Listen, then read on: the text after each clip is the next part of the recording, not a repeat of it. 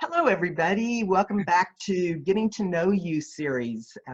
We are introducing you to the staff of Zengar and kind of bringing you into our home and getting to know each one of us and who we are. And you see our names all the time. We just really want you to get to know us as a person because we're a community and a family, right? And since you're all stuck at home and so are we, what better time to do this than now? So today I am so excited and so fortunate to have Alex Thioret here. Now that's the way I pronounce it in English. Alex, would you introduce yourself again and with your incredible French accent and share your name with us? Well, to most people, I would agree with you. I would say it's Alex Thioret, but if I were in Quebec and you had a bit of a French accent, I would say I'm Alex Thioret. Don't you love that? That is so awesome. And Alex, I know you wear a lot of hats at Zengar, and I'm hoping that you'll tell us all about that.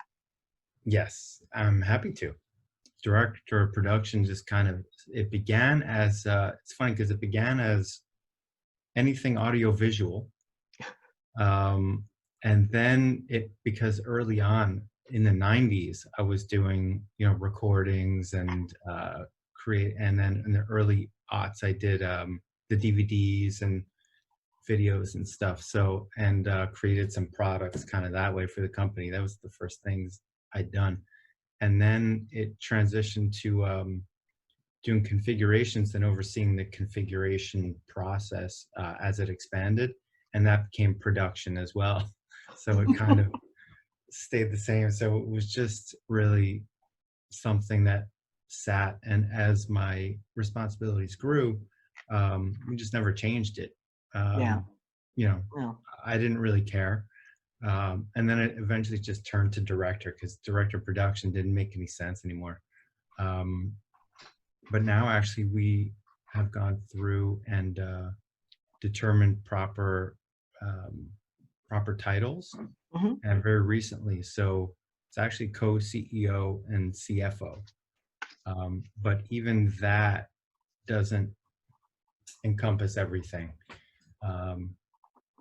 There's many teams, I guess, in Zengar that aren't fully within Zengar, some without.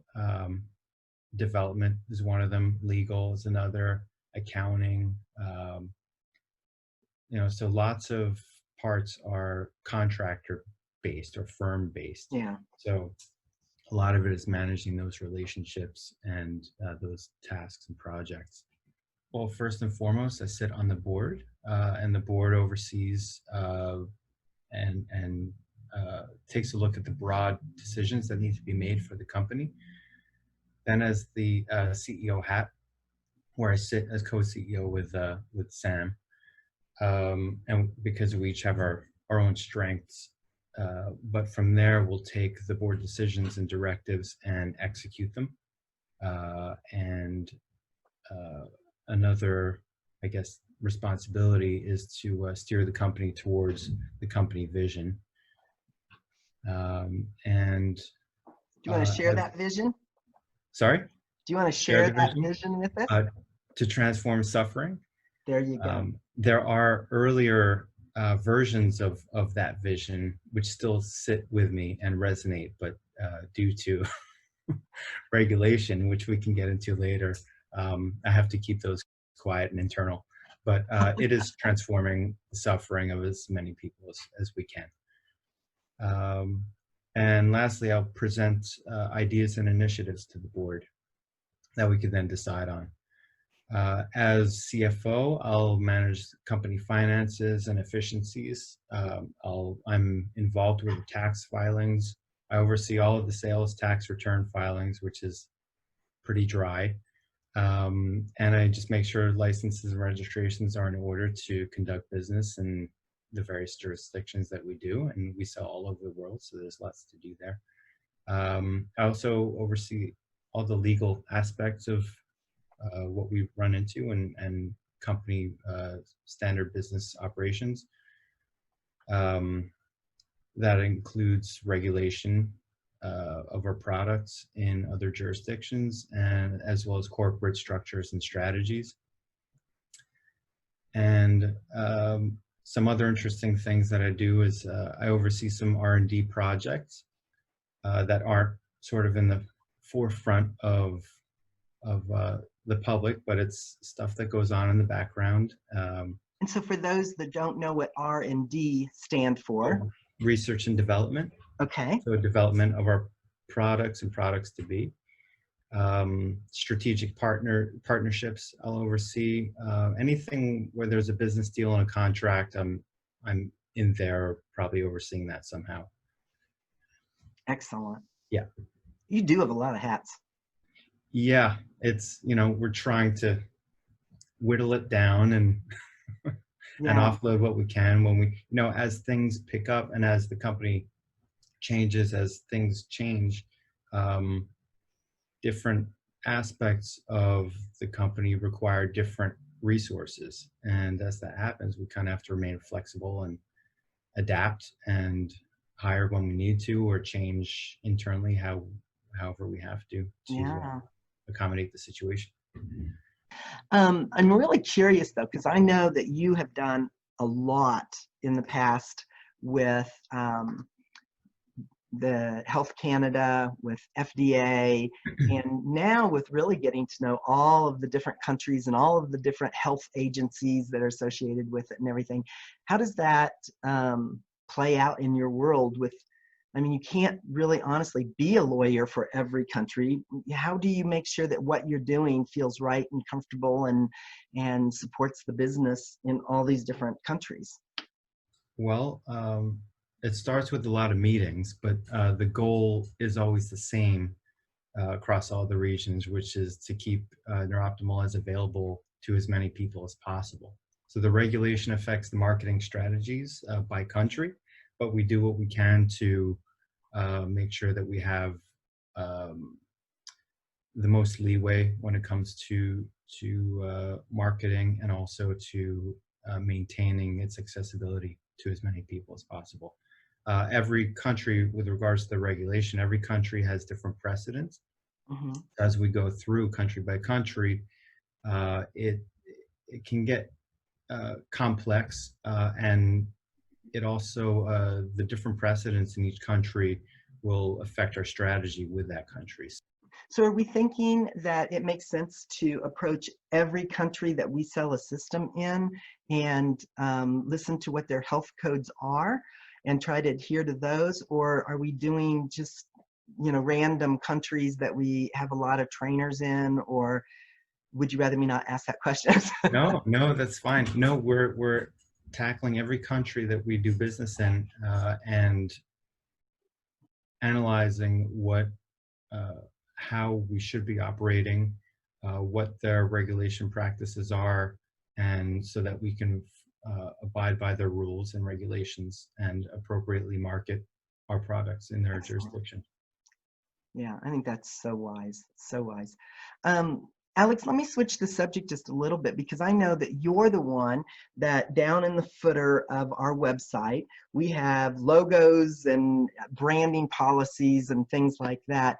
And there's a few of those things that really are incredibly important. I'm sure all of them are very important, but there's a few things that really stick out to me, like the idea of when you name your business, don't name your business the same name that we are, and or have our name in the middle of it or anything like that. Is there anything about branding that you'd like to kind of talk about? Well, I know it's tempting to do that, to kind of pull in, if you want to start a business that kind of revolves around NeurOptimal. Originally, we were, a lot of people looked at NeurOptimal as sort of a side business. So we might have had a lot of psychologists or end users at home not conducting business, or psychologists picking up a system and offering services as to expand their current business. In the past, I mean, it's been many years now that we've sort of broken that mold, and many people sort of looked at NeurOptimal as the primary focus of their business. Most of our customers at this point are fall into that category, and so I do see it makes sense, I guess, that we're coming across more and more of these challenges with the branding and upholding our logo and branding policies. And it's not just our policies; it's something that we sort of legally Absolutely. have to consider, because we our claim to our brands becomes diminished if we don't challenge um, these conflicts. So it's very important for all of our people, because we want to support them as best we can, and we want nothing but the best for all of our customers and everyone Right. in the family and on the teams. So it's important that we just sort of follow our policies, because we don't want to diminish the brand. We don't want to get into any sort of legal issue with, certainly with any customers. And we also don't want to have to burden customers with brand transitions. It's happened a number of times where people will set up shop and advertise and create cards and a website Oh, and do all this work, and they name something. Uh, they name their company like some very close derivative of NeurOptimal, and we just can't legally permit that, from a business sense. So when that happens, it's a challenging rebranding process for that customer, unfortunately, which costs time and money. And so if absolutely. we can avoid that from the beginning, that's better for everyone. Yeah, I agree wholeheartedly with that. So, Alex, again, what a wonderful time. I have had so much fun with you today. I hope that we can come back and do this. Not that everyone's quarantined forevermore, but just to take a moment and talk again with a community like this is just so much fun.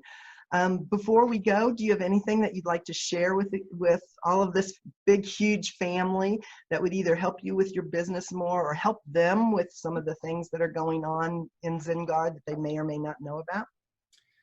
Um, well, I hope everyone is staying safe and staying healthy. I'm working from home as well, which is actually quite the norm. Anyway, so my day hasn't changed all that much given the state of the world as it is. But I do have young kids, and it's challenging. There's no more school or anything like that. One is 1, the other is 4 right now. So we're doing some homeschooling, And and I've seen those little guys. I think the word adorable has to go in front of kids. They are cute as can be, I mean, really I'm sweet. pretty biased, but I would have to agree with you there.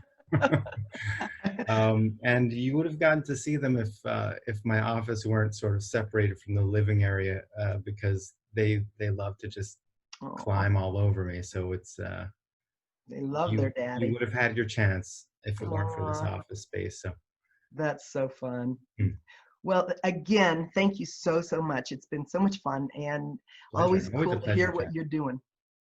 Thank you so much. Thanks for having me. All right.